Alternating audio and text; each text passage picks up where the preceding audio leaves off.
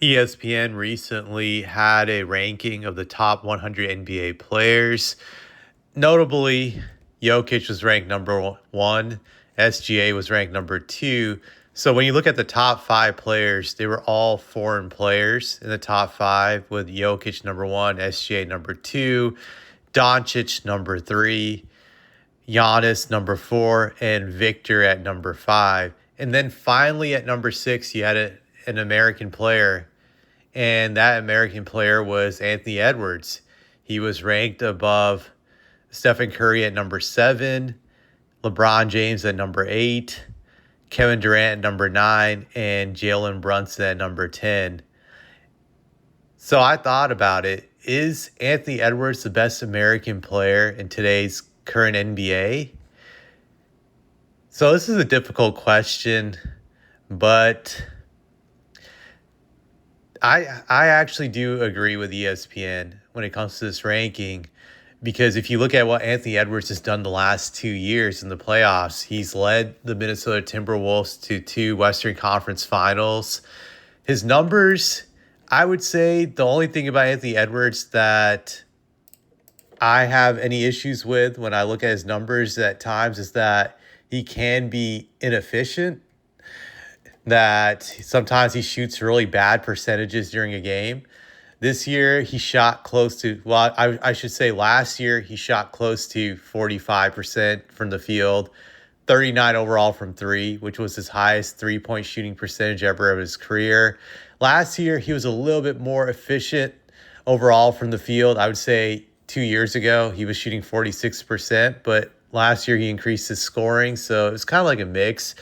But like I said, when it comes to Anthony Edwards, there are times when I watch him play and he's like unstoppable, and he has this ability to take over a game that very few guys have ever possessed when it comes to playing the game of basketball. We saw that in the playoffs in the first round against the Lakers, where he had that magical game.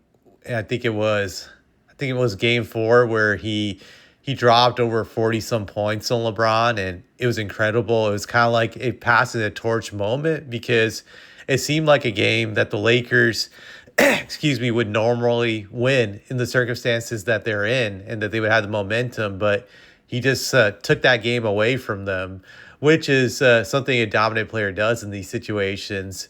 He saw blood and he just took it, grabbed it away, dominated the game, put his team on his back, and established himself in that game as a legit superstar, I felt, in a sense. He has those moments where it's just like, wow, this guy is incredible. And then he has these moments where he's just shooting terribly. He can't get his team into the game. So it's kind of weird with Anthony Edwards. I feel like this guy is kind of like the NBA's version of Jekyll and Hyde. At times, it's like this guy's like unstoppable and looks like he can be like an MVP candidate. And then there's times where nothing's working out for him offensively. So I think the biggest challenge for Anthony Edwards going forward is to be consistently more dominant. He needs to learn how to dominate 90% of the time, because when you have his type of talent, you should be able to dominate games consistently. I think that's the only thing really holding him back now. When you look at his game, his three-point shooting has jumped. He just has to learn how to be more efficient. Last year, for example, he shot 44.7% overall from the field. Anthony Edwards' goal should be to be able to get around 48, 49 this year, and possibly even above 50, because once you can get to that efficiency range, that's when you become a true dominant player. I think that's kind of like the next step for him would to be able to master efficiency. If he can do that, then he could possibly challenge SGA for being the best player in the league, and Jokic possibly. But when you go to the positions, I would say it's between him and SGA for at least a guard spot. He could start challenging SGA in that regard and see if he can knock him off as being the best guard in the league. I think that's the only thing that really separates him from SGA, is that SGA is just a much better efficient player, and that allows him to be even a better scorer. He can get easy baskets much easier than Anthony Edwards, despite not being as athletic as him. He just knows how to get these easy baskets, and he's just very consistent, even with his mid-range. He knows where to get to his spots. He's very selective. I think Anthony Edwards hasn't mastered that yet, but if he could do those things, then he could be a truly special player.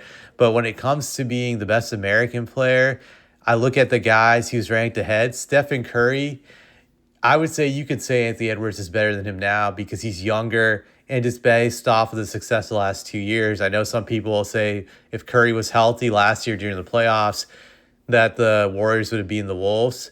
Hard to say. Possibly that it could have happened, but then again, you got to hold that injury against Stephen Curry because that's a sign of him being old. When you're old, you get these injuries like Curry got last year with like the hamstring injury. That's going to happen often, which is why I would rank Anthony Edwards ahead of him because it's highly unlikely he's going to get those types of injuries at his young age.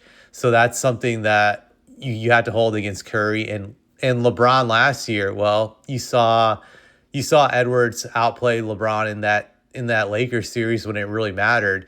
So I think by default you got to put Anthony Edwards over LeBron, and then Kevin Durant at number 9. And I think Anthony Edwards is ranked higher than Kevin Durant because you just look at what Durant has done the last few years. He hasn't done anything. I think he's gone to playoffs only once. Just actually got a few times, but he didn't really do nothing. Like he got eliminated 2 years ago by Anthony Edwards in the first round, and then the year before he lost to Jokic in round 2. So Durant hasn't been a factor in years in the playoffs, and this is why I would put Anthony Edwards ahead of him. And I don't think he's going to catch up to him anytime soon. I would say the interesting one was Brunson at number 10. Now I would say that Anthony Edwards is a little bit younger than Brunson, so you can give him the edge due to youth, for sure. I think Brunson's like 29, 30 maybe now. Let me just look up Brunson's age. I'm just curious now. Let's see, Jalen Brunson. I'm just looking up his age. Jalen Brunson. Okay, he just turned 29 about like a few months ago in August. So, yeah, Anthony Edwards is a lot younger than him.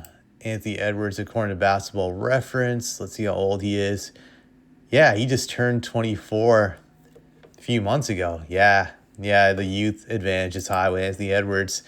So, but I feel like him and Brunson probably have been neck and neck last year for who could claim the best status of best American player.